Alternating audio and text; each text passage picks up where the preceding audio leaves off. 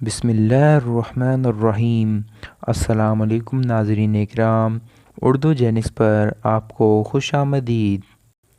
بندر اور سیب۔ پیارے دوستو، جنگل میں بندروں کا ایک گھول رہتا تھا۔ اس جنگل میں چونکہ بہت تعداد میں پھل موجود تھے، اس لیے وہ سب بندر بہت اطمینان اور خوشی سے رہتے تھے۔ ایک دن ایسا ہوا کہ ایک سائنسدان اپنی بیٹی کے ساتھ اسی جنگل میں ریسرچ کے لیے آیا۔ خیمہ نصب کرنے کے بعد سائنسدان تو پودوں کے سیمپل لینے کے لیے جنگل میں چلا گیا، مگر وہ لڑکی اس خیمے کی تزئین و آرائش کے لیے پیچھے رہ گئی۔ اس نے پہلے زمین پر ایک پرانا قالین بچھایا، پھر اس قالین پر بستر لگائے، برقی لالٹین لٹکائی اور اس کے عین نیچے ایک چھوٹی سی میز لگائی اور اس پر سجاوٹی سیبوں سے بھرا ایک پیالہ رکھ دیا، جو دکھنے میں بہت تازہ، خوبصورت اور بڑے لگ رہے تھے۔ تمام بندر درختوں پر بیٹھے ان مصنوعی سیبوں کو دیکھ رہے تھے اور دل میں یہ خیال کر رہے تھے کہ کاش یہ سیب کھانے کو مل جائیں، اور اس چکر میں بیٹھے تھے کہ لڑکی ادھر ادھر ہو اور وہ سیب پر جھپٹ جائیں۔ ایسا ہی ہوا۔ لڑکی خیمے کے سامنے کی جگہ صاف کرنے کے لیے ذرا باہر نکلی تو ایک بندر تیزی سے جھپٹا اور ایک مصنوعی سیب اٹھا کر چلا گیا۔ عین اسی وقت لڑکی کی نظر اس بندر پر پڑ گئی۔ لڑکی نے فوراً بندوق اٹھا کر نشانہ لیا اور فائر داغ دیا، مگر تمام بندر اتنی دیر میں وہاں سے بھاگ گئے تھے۔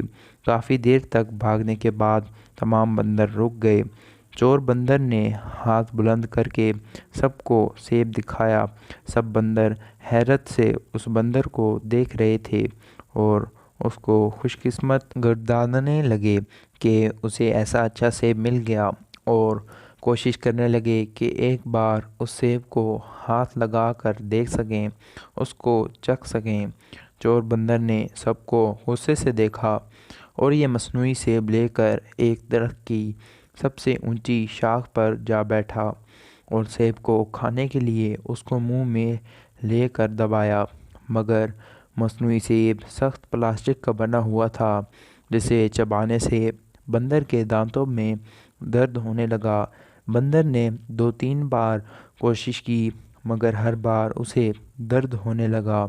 وہ پورا دن چور بندر نے اسی اونچی شاخ پر بھوکے رہ کر گزارا۔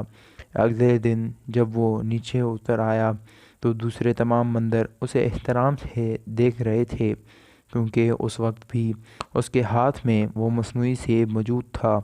دوسرے بندروں سے ملنے والا احترام دیکھ کر اس بندر نے سیب پر اپنی پکڑ مضبوط کر لی اور دوسرے بندر پھلوں کی تلاش میں نکل گئے اور تیزی سے ایک درخت سے دوسرے درخت پر چھلانگ لگاتے اور پھل توڑ توڑ کر کھاتے۔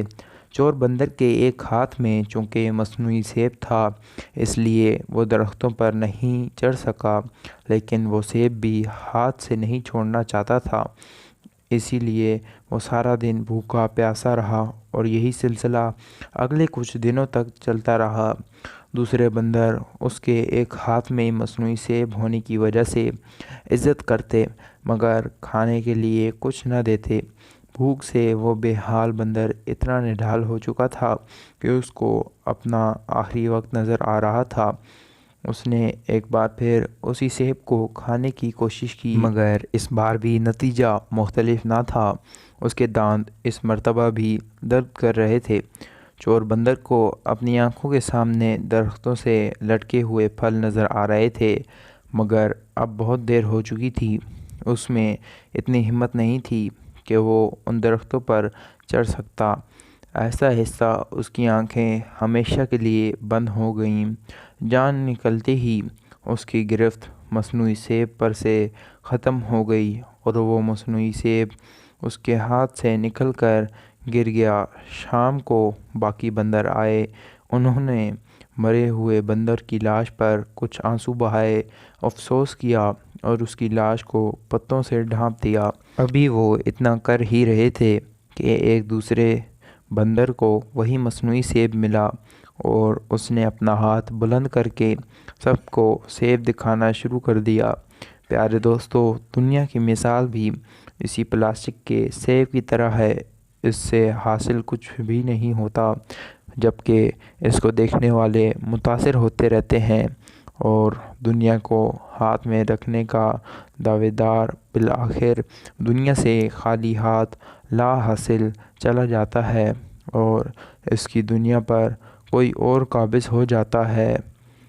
ویڈیو دیکھنے کا شکریہ۔